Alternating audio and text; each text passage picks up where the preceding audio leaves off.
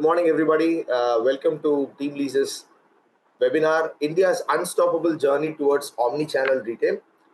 So today we are going to talk about our unstoppable march towards having a multi-channel retail market, whereas India predominantly has always had a high level of dependency on the unorganized sector in retail, which accounts even today for approximately 81% of the total retail industry.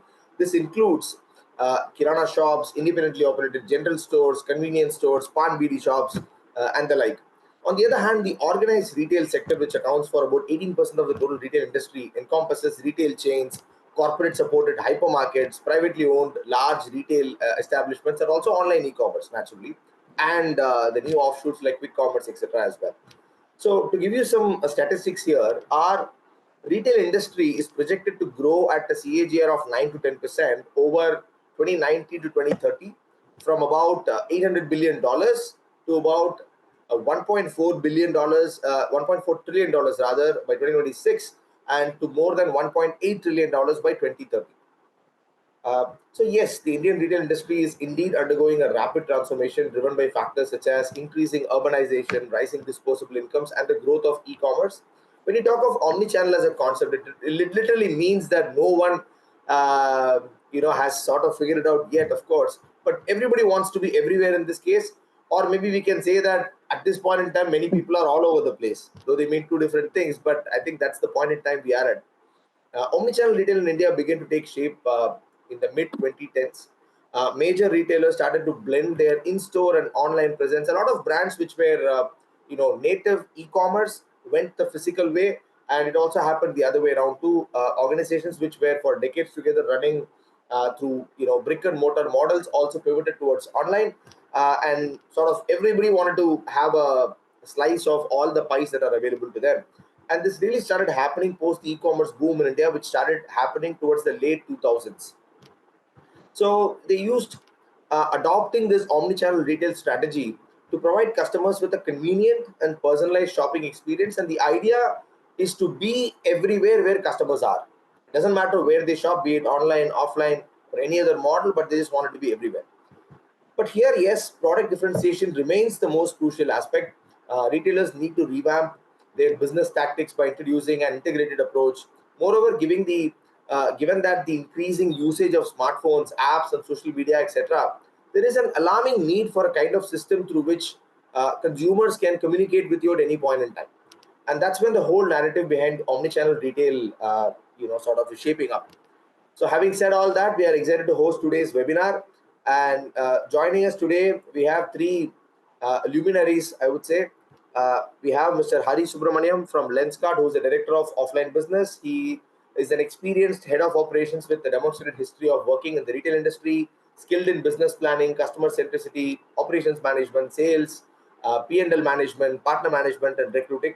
Strong sales and operations professional with a PGDBM focused in marketing and HR from SRI SIM. Welcome to the call today, Hari. Thank you, Bala. Thank you. Yeah. Secondly, we also have Ketan Chunchanur from Modenik Lifestyle. He's the SVP and head of modern trade and e-commerce. He is an e-commerce and strategy professional with more than 12 years of experience in areas of strategy, business transformation, e-commerce, P&L management, value creation, due diligence, pre- and post-merger activities, and cost optimization as well, apart from many other things. Welcome to the call today, Ketan. Thanks, Bala. Looking forward to this. Thank you. Last but most certainly not the least, we also have Angad Singh from Zippee, who happens to be one of the founding members. He is a USC Marshall alum with interests in business development, venture capital, and technology. As an early employee at RaySci in Los Angeles, he went through the journey of a high-growth VC-backed e-commerce SaaS startup till its eventual acquisition in 2020 by EIGI. After RaySci, he ended up on the opposite side of the table, investing in early-stage startups across India and the US. Now, back as an operator on Zippee's founding team to build from the scratch and help D2C brands give their customers the delivery experience that they crave and deserve. Zippee is backed by VCs and founders of India's biggest unicorn. So, welcome to the call, Angad. Thank you, Bala. Always a pleasure. Yeah. All right, then. So, the usual way we do this is we go around the table, we ask questions of the panelists. It'll be the same question essentially. We just go around the table and take their opinions. So we'll start off with you, Hari. I wanted to understand how has this rise of e-commerce platforms in India influenced the approach to omnichannel retail, and how do you strike a balance between online and offline channels? Because I mean, I personally have used Lenskart quite a bit, and of course, Lenskart did a classic, or I would say neoclassic pivot from online to offline, right? So can you give us that perspective? So I think, as you rightly said, in the early 2000s or somewhere roughly between 2009-10, I think the e-commerce started to step into the country, and India is also growing digitally, which is also pushing the leverage for us to actually to upgrade and then move in the right direction. So what, in terms of qualitative impact of e-commerce, what it has had is that it has brought in the unparalleled convenience and accessibility, right? That is what we felt when e-commerce was brought into us. And it has also managed to enhance personalization and overall consumer experience. And one of the important things is that speed of covering the distance or the reach, right? Today, if I'm sitting at one urban center, if I want to go to a tier 3, tier 4, I think it is enabling us to actually to have that distance also covered with low cost investments in the business. Last but not the least, I think the one constant thing that is happening in the digital India is agility. I think that is the exact DNA with which all of us are trying to adapt and trying to see as to how fast and how far we can grow our channel and route to market to reach out to the customer. So I think when agility is coming, I think there are a lot of learnings that organizations are taking, and constant disruption is being seen across. And in that process, we are trying to integrate and evolve from what we were, 2-3 years back. And I think COVID was the right striking point. I think that's where the maximum adoption started to happen for us as a country also. So I think that way, e-commerce is bringing us closer and closer, and it is enabling Omni to be that one important cog connecting to the physical shopping experience to the online perspective. In terms of quantifying it, statistics clearly say that India is the third largest market available. The estimate is about 188 billion USD by about 2025, 26. The growth is, again, as you rightly said, if I look at it, e-commerce penetration itself, we look at it, was about at 8% in 2015. And it is now almost, 60, 65% at this point in time in terms of penetration. So I also feel that it has a strong backing with the kind of fintech parallelly also upgrading, which is really, really helping the Omni channel to actually to improve the overall experience per se. And I think if we look at it in terms of absolute value growth in the last 7-8 years, e-coms are growing at about 10x, right, to what they started to what they are now. So I think that's the kind of impact that they are bringing, and it also reflects on the same thing. If I have to put a parallel analogy, way back in early 2000s when cable network started, people said that now it is now going to disrupt the way that movies are going to be watched. Everybody are going to have everything on the home, but it has not been the case. Then you had cable, then you had OTT. Again, the same thing came, but I think each of them have their own strong points and weak points to stay put there. And I think they complement each other and they don't take away. Maybe initially there will be a bit of sway because we have the kid in us who wants to play around whenever we have a new toy. So I think when there is enough peer pressure and buzz in the market, we want to try out certain route to markets, but overall we settle in and basis the category of consumption. I think we pick and choose what we want to do, right? If you have to buy a gold, you would not want to do that online, but maybe a fashion jewelry, yes, right? So let me put it that way. So I think that's the balance that the ecosystem is bringing about. And in this, what it is happening is that it brings the organization a holistic perspective to reach out to the end consumer. And it is almost the same consumer that all of us are targeting, irrespective of the product or the purpose that we are trying to solve over here. But yes, I think that's the way e-commerce is creating a impact, and we are taking it in different parts and facets and trying to put it over the offline. If I have to say, offline will be the base and the cherry on the cake will be the Omni to actually to give the tastes for the customer to taste the pie, and that's my answer. I think very well put, Hari. Thank you so much for that. So now, Ketan, to you again the same question. So, what's been the influence of e-commerce on shaping omnichannel strategy in retail, of course, and how do you really strike the balance between the two? So, to complement what Hari mentioned, as a brand, we carry three brands of our own. One being Dixie Scott, which is a men's mass innerwear brand. We have a licensing with Levi's, which for underwear for men. And then we have our own brand for women lingerie and other athleisure essential lifestyle categories called Enamor. Unlike Lenskart, we were a offline heavy brand getting into online, and that has happened over the last 2-3 years.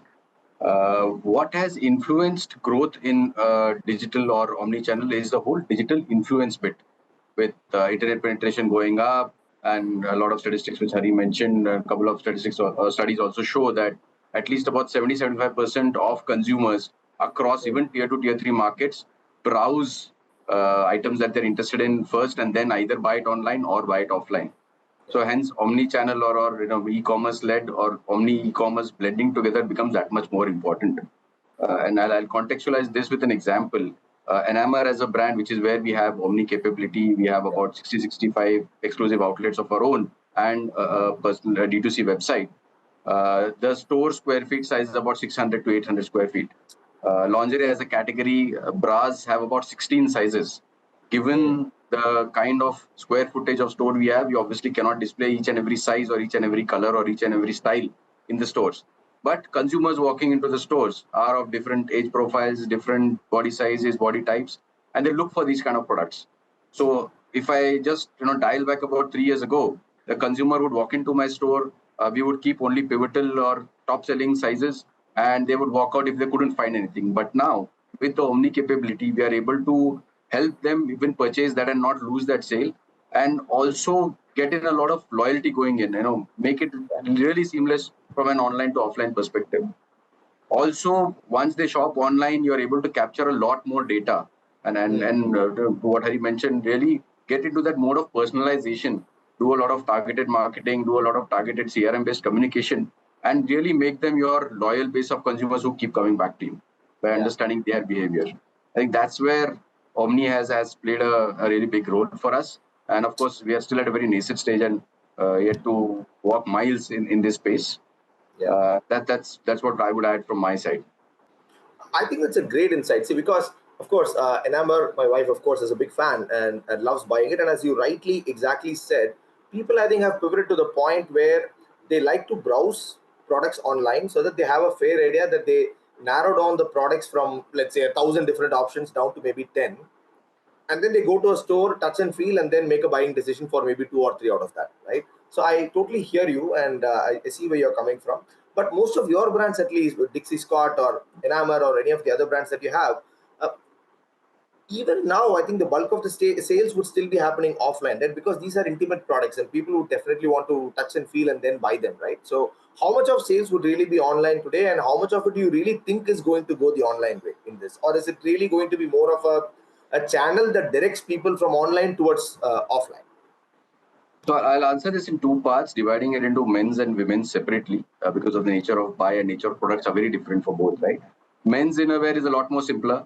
It's simple 4 sizes, typical brief trunk vests, nothing more than that, other than boxer shorts or t-shirts, etc. Here is where we see a lot of online purchase happening. And you wouldn't believe, Levi's for us is a roughly 50 crore brand, of which 90% of sale comes through online now. Wow. What we've seen over the last 2 years happening is once a customer gets comfortable with the size, fit, and the brand, it's a simplistic repeat purchase. Every 3, 4, 6 months, I just keep go back, buy it online. Obviously, for reasons of convenience, plus the fintech capabilities coming in, offering buy now, pay later. Plus, of course, buy more, save more proposition, discounts, etc. And of course, this whole thing being amped up during marquee events of a Myntra, EORS, or Amazon GIF, etc. Versus women's, what you mentioned is still largely, like you said, women do want to come and do a touch and feel. But once that is done, that's where you have opportunity to get them online, right? And again, it sets in a repeat cycle. Also, it gives you an opportunity, either it is in store or online, to help them upgrade to better products. For example, somebody is buying 100% cotton wired bra for say a t-shirt bra, for example. how can you then start communicating to them that, okay, summer season, I have a specific products which helps your body be cooler, or I have a certain product which is backless, which can be worn even with backless kind of a costume, and really go down that kind of a communication path to get them hooked on. And that can be done through online, and then through Omni, again, influence them to walk into the store or buy online, by either pick up from the store, deliver from the store, or come and browse in the store physically and then purchase it online. Understood. Great, great. Thanks so much. Angad, moving on to you. So you work exclusively with D2C brands, right? So by definition, your customers are digital first and probably digital exclusive as well, right? So do you see any change happening with respect to them maybe pivoting to having more of an omni-channel, or how is it at this point in time, or is it maybe a little too early to tell? Right. So no, I think both Hari and Ketan have laid out some great pointers on how one is in India is approaching this entire space. To answer your question, Bala, let me start off with a statistic. I was going through a conversation with a friend a few days ago, and he was talking about how 2024, or maybe the beginning of the next FY, would be the first few years when the e-commerce GMV in China would be as apples to apples as the GMV of their physical retail market. In India, that the current e-commerce GMV is not even 8% of our entire retail GMV. So one can only imagine the gravity of the vacuum that can essentially be filled by players that utilize a very strong strategy towards having an omni-channel approach. And in terms of D2C players, the ones that we currently work with, a lot of them start off by being digitally native, but they realize that India mein agar dhanda banana hai, so there is a certain ceiling after which you have to start expanding into other channels like a modern trade or a general trade, and now even quick commerce. So I believe from the 10 analysis that we often do with our brands, and we work with about 150 of India's top D2C brands, right from a Lenskart to an Epigami and others, we have noticed that as soon as brands reach that 100 crore revenue or 100 crore run rate on digital channels, they start wanting to focus on a more offline approach. So for that, while it is also not every brand's cup of tea to be able to do and execute properly, but they at least start thinking on those lines. And India mein oftentimes kya hota hai that people perceive omni-channel as just a way to sell via multiple channels. But it's not so simplistic, right? It's the ability to sell across all channels, but doing so in a very connected manner. So to be able to get that done, obviously, there are certain infra plays as well as modifications in strategy that have to be constantly thought through and which have to constantly evolve. No, I think that makes a lot of sense, Angad. I mean, if I can just ask a quick follow-up question as well. As you rightly said, once they hit a certain revenue threshold of 100 crores or whatever that number is, they slowly start pivoting towards offline, because the number that I've been hearing over the last few years, and it's been pretty stagnant, the number of people who not just come online but buy online in India has not really exceeded about 20 million people, 2 crores maybe, right? That's about it. That number hasn't really grown so much. So while a lot of platforms have come online entirely, but even today, paying for services or goods online is something that very few are able to do, right? I think it is a lot to do with disposable income available to people, especially in tier 2 cities and below, than to do with internet penetration per se, right? I think Jio sort of changed the game back in 2016. So now everybody has access to data. We have close to about a billion people who have access to data on their mobile phones, right? Compared to that, having just 20 million people who are able to buy online is a bit of a challenge. So as you rightly said, while China's GMV online and offline might be at par right now, I'm not really sure if in India that 80% could grow to 50%, anytime soon, right? So when do you think this is going to happen in our country? So I feel the one has to be a little more granular towards thinking on that sort, which means that considering India also is not so homogeneous as other markets in the world, right? India also has different segments: India 1, India 2, India 3, India 4. So the approach that one wants to evolve or to utilize towards each of those segments has to also be very strategic and backed by data. What works for one brand may not work for another brand in a different category. For example, let's say a category like jewelry, which is a very experiential product, right? In To build and execute well in a category like that, one may want to evolve and use a more offline based approach where the consumers can actually get that end feel and touch of the product, and the experience can be tailored accordingly. Whereas let's say another category, right, like groceries, where it's typically commoditized. Yeah. It's the same brand selling all across. That those type of segments can be more focused towards an online first approach with naturally offline penetration happening hand in hand. So in terms of a timeline as to when one would see these transitions happening in the next few years, I feel while we still have a lot, many more years, right?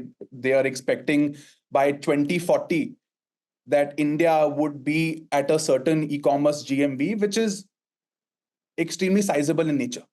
So that while every market boom as well as cycle has its own challenges as well as issues that often keep coming up, but as they say, right, with greater challenges come greater opportunities. So from my side, from my analysis and whatever we keep studying internally, I believe that the next few years is when we will be at that cusp of a change, of a greater change towards embracing digital channels. Offline will always be there, offline is here to stay. But to be able to bridge that in-store experience online is what a lot of brands will be focusing on. No, got it. Absolutely. As you rightly said, it might take all the way until 2040 or maybe beyond. You never know. But yeah, I think our strength is, like you said, offline is here to stay. We have 1.2 crore stores, right, are in India, retail stores in India. So that's the backbone of our country. We don't really have the kind of ecosystem that, let's say, a US has, where it's mostly organized retail, right? They don't really have this whole concept of mom and pop stores, but that's India's backbone. So yeah, I think which is exactly why we chose this as a topic rather than focus on offline or online. Might as well just see how the mix is really going to play out and what strategies different companies are adopting. So in that context, I would want to throw the ball back to you again, Hari. So what advice would you give to other retailers in India who are considering implementing an omni-channel strategy? I mean, what are the key factors should be considered for a successful transition? Okay, let me not use the word transition. Let me use the word having a holistic mix, right, of multiple channels, right, which is what you guys have successfully accomplished in Lenskart as well. So what is it that you would share as an advice to upcoming retailers? So, so if you perennially see the current way that the entire Omni is being functioned is that if they are not big brands, or of a sizable nature, a lot of these partners, which is your franchisee retailers who have multiple brands, etc., they have a reasonable ecosystem, but not a very robust ecosystem to actually for them to handle it. And at the end of the day, the consumer consumes the brand more than the retailer themselves, right? So what typically happens is that in general, the companies actually work basis the consumer journey itself.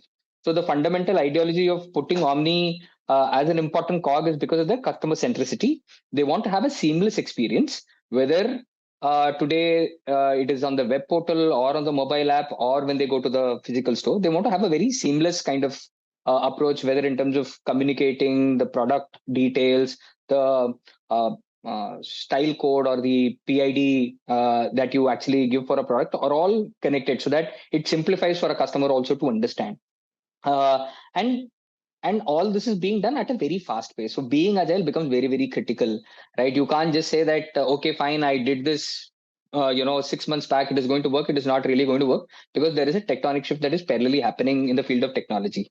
With the AI and ML foraying as, the guiding light to understand data even more better and throw open the opportunities that we will try and read through the consumption patterns, it will help the organization to build even more better personalization, right? So which means your understanding of customer becomes even more sharper. the way that you want to have your inventories will also get better, because you would really know which kind of product you want to do. You say, for example, if it is innerwear, you may still go deep for men's, and if it is women, you may still want to say, okay, fine, do I need to go extra, or do I want to cut short and go deep? Same way for optical today as well, right? What was necessary has become almost like a lifestyle product today when it comes to opticals today, right? And then you also try and understand what's their consumption pattern. Are they consuming every week certain kind of products, every month, bi-monthly? So all those patterns actually help you to then give you those opportunities to come up with some capsules. If you want to do some short-term spurts, etc., all those things actually come and play a very prominent role. And then the other thing is that your ability to reach a wider audience becomes even more smoother, right? Not like yesteryears that you will not know whether if I put my ad on a newspaper, whether it is translating to the actual impact of my revenue or not. Have I managed to get a certain number of clicks or walk-ins that I want to look at my offline? That is not there. But with today, it is really helping us. So our investments on creating influences, right, are actually becoming more I will say more sharper, and it is yielding results. So it is also helping us to not to spread wide, but be deep and do short things, but frequently, right? So that is why you now typically look at a lot of influences taking shape. So the way that it is moving is now it is now socio commerce and video commerce. That is going to be the next buzz that's going to happen in the field of omni and offline, and it is really creating those impacts, right? When you know that your neighborhood guy is becoming a star immediately on a social network, then you would immediately then get influenced. More or less, I'm just saying. And the generation is very, very young, and at this point in time, if I look at the overall age profile also, so I think that's what is going to happen. That's what is going to happen. Hari, of course, you mentioned social commerce, video commerce, and all that. Do you want to say something about shark commerce as well? That's become a new strategy as well. Shark Tank commerce. So that is what I'm saying. It's all about seasonality, right? At the end of the day, when you say, for example, our hustlers are typically a product that we have launched is more to do with making the person themselves the hero, because somewhere down the line you are the hero for your own family, and nothing comes easy, irrespective of whether you come from affordable family or a non-affordable family, but you try and put the hard yards to ensure that you stand as an inspiration to your own family, right? And that's the brief concept of our hustler range, and then we want to make it quite an inspirational product as well, and we want to continue to do that. And wherever product placements are a possibility, we are trying to do that across things. Even if you look at podcasts, right? Even if you look at the stand-up comedians, over there also they put those brand endorsements within their script or the sketch, right? So it is just not the shark commerce. It is happening across different touch points actually. If you just go all through your Amazons and Netflix stand-up comedies, you will at least have at least 2-3 brand placements within their script and sketch. No, absolutely with you on that, Hari. So Ketan, what do you have to say about this? About what kind of advice is it that you would give up and coming retailers as to how should they make a successful transition to an omni-channel model from wherever they started? The starting point could have been offline or online, but how should they make the transition successfully to omni-channel? I think 3 points that come to my mind. Firstly, that Omni gives an opportunity to sweat your physical assets more, be it through seamless offline to online sale, or be it leveraging your physical infrastructure to deliver goods to the customers. And quick commerce being the buzzword of the day, and everybody looking forward to getting products within 2 hours, 3 hours versus 2-3 days being the norm even 6 months or a year back. That gives a edge by being present in the retail world. It could be either through your own store, to franchisee stores, or even a multi-retail store. That's one. Second part, and this is more of a realization for us as a brand, and since we've gotten into the whole Omni part very off late, very recently, and some learnings coming from companies like Lenskart, and must compliment Hari and team. They've done fantastic work on that aspect on the operational front, making sure your operational SOPs are seamless. If a customer buys a product in your store, wants to return it from his house or buys it online and wants to return it in the store, the experience should be seamless, right? It's just as an example. It could be even discounts or pricing for that matter. And then the third aspect, channel conflicts, treating offline, online similarly. Store staff not having inhibition that okay, online is buying away my sales, or online channel having not. This is very internal to companies, and it's very easy to assume that that might not happen, but that actually happens. How do you take care of those and then ensure that those are taken care of before even you get on to growth as an ambition through the Omni way? That's been a very, very important realization. I think that would be my 2 points on this aspect, and that brands need to keep in mind that clear out all these and then get into it, rather than going in and giving the customers a bad experience and then setting up yourself for failure in the short term, and customers then going to somebody else. Yeah, yeah. No, I think very well said, Ketan. It's interesting to hear from you that it's an option for you to sweat your physical assets more, right? That sort of resonated very well with me, and that's the whole point, right? You should use multiple channels to ensure that you are able to make the most out of what you have, right? And the other point that you made about giving the consumer a seamless experience irrespective of where he wants to do what, right? So it has to be uniform. So it's great. Thanks so much for that input once again. So Angad, I'll throw the ball to you now. So of course, you work exclusively in the D2C online space, but if you were to share your 2 cents about how to make a successful transition towards omni-channel, then what would that be? I think first and foremost, it's very important to know what you're getting into. And I believe Ketan and Hari have said something on the very same line, which is that oftentimes when brands make the switch, whether it's from offline first to online or online first to offline, especially when it comes to being a digitally native brand that now wants to spread its wings on the ground, attribution tracking becomes very challenging, because oftentimes there are complexities, there is sophisticated technology needed that most D2C brands or digitally native brands, barring the top ones in each category, may not have access to. So it's very important to also understand and invest in technology that can help democratize some of that, in terms of being able to give a much more connected and seamless experience to the end customer.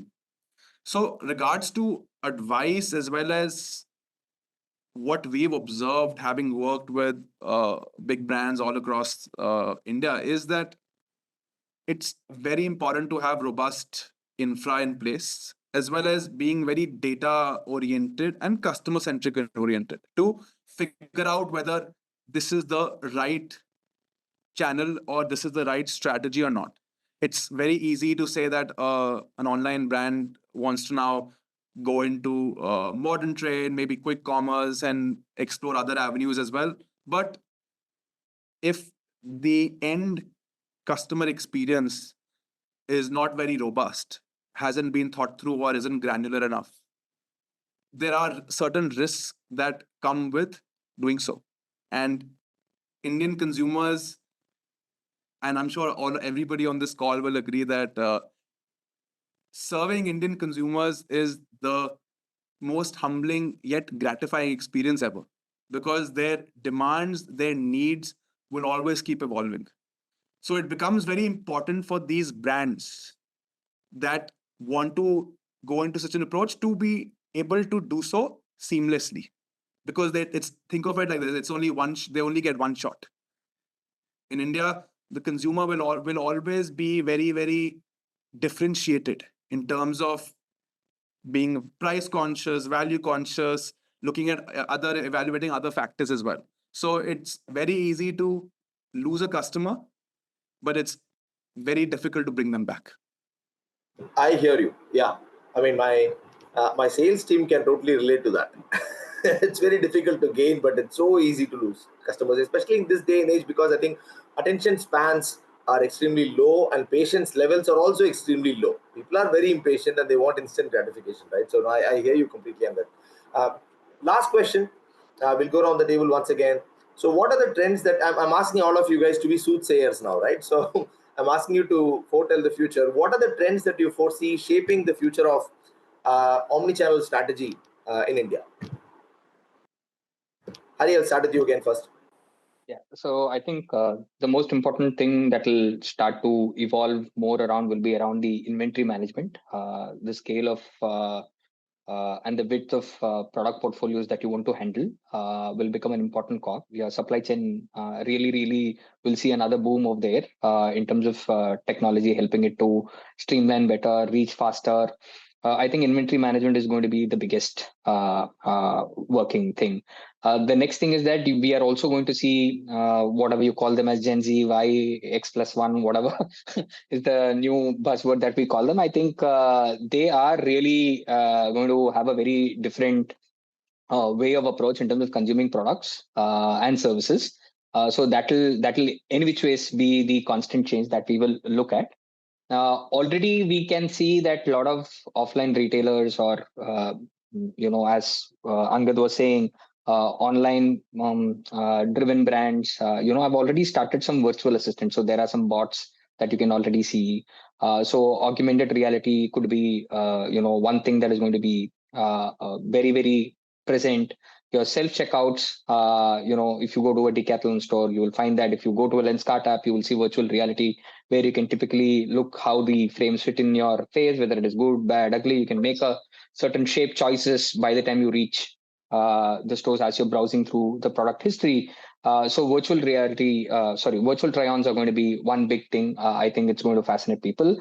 Then this is something which is practiced in the West very often than not, which is buy online, pick up in store, buy online, return in store, and these typically happens during those Black Fridays and fall holiday times where the rush is so much that the brand themselves actually help out customers to actually to pre-book things so that they don't miss out on consumption and they come and pick things up. So I think this is how the evolution is going to definitely be at this point in time. To whatever little I understand, I think these are the things that I foresee happening as the big ticket ones.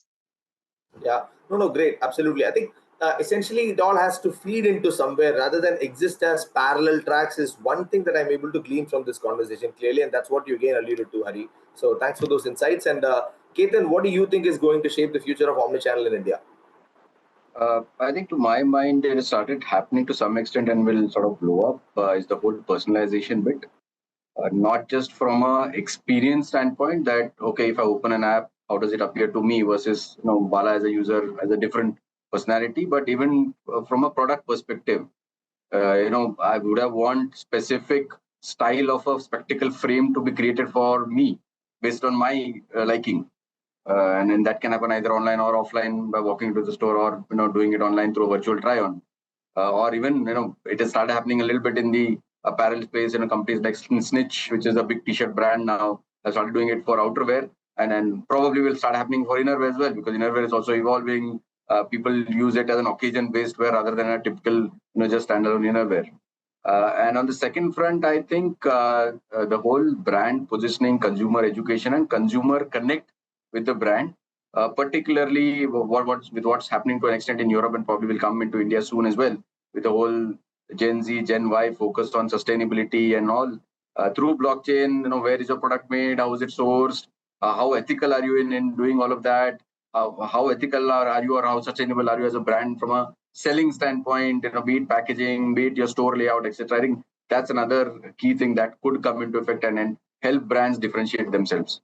No, absolutely with you on that. Just on that one part, this whole US influenced ethical sourcing and all that, a lot of that is politically motivated. I'm sorry, that's just my opinion. I could be totally wrong. But I mean, it is just pontification of the highest order, unfortunately, right? I mean, they cannot just stand up and say that, you shouldn't be doing that. And ESG is one of the biggest hoaxes I've seen, really. I mean, you cannot use that to drive your own agenda. It should be holistic. But anyway, let's not go there. I think we should probably do a webinar separately on that topic later. Sure. But yes. Sure. All so right. What I meant was primarily from a awareness standpoint. Maybe my generation or generation before me are not still very aware or affected by this, but the new generation probably is a lot more, and hence a lever to sort of catch on to that.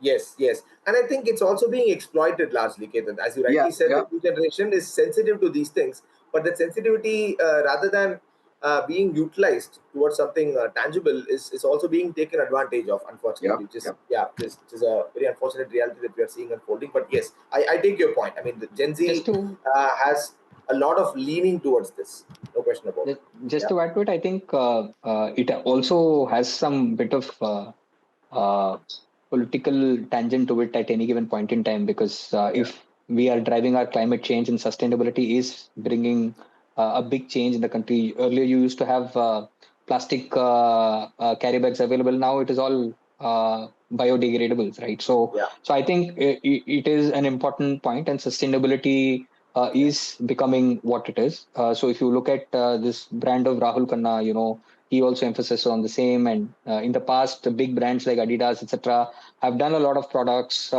based out of the recycled thing. So I think sustainability is going to be the next buzzword that's going to be spoken about. But I do not know how many of us as Indian consumers are going to challenge, etc. But yes, we may get there in about 2 decades. Yeah, no, we absolutely have to, and I think green, is the buzzword everywhere, right? So how environmentally sustainable are your products and processes and practices, and all of that is something that is absolutely spot on, and we cannot really afford to go easy on that or slack on it. No question about it. I'm just saying that some of the Western influences, in this particular aspect, aren't entirely objective. Is the point I'm trying to make. It's just that there is a lot of vested interest in that as well, and I'm not really of the opinion that it's being driven in the right way, unfortunately, right? So is it entirely always in the interest of the larger good? I'm not really sure about it. So that was the point I was trying to make. But yes, so Angad, what do you think are going to be some of the key trends shaping the future of omnichannel in India? Right. So I think the biggest tailwind that's propelling things post-COVID is naturally that consumerism is on the rise, internet penetration is going up. So a lot of factors are making it much more conducive to have an environment where omni-channel can scale. Now, in my humble opinion, I feel players or platforms that can help create that in-store experience offline while solving for distribution would be very well poised to capture that vacuum in the market and reach pole position.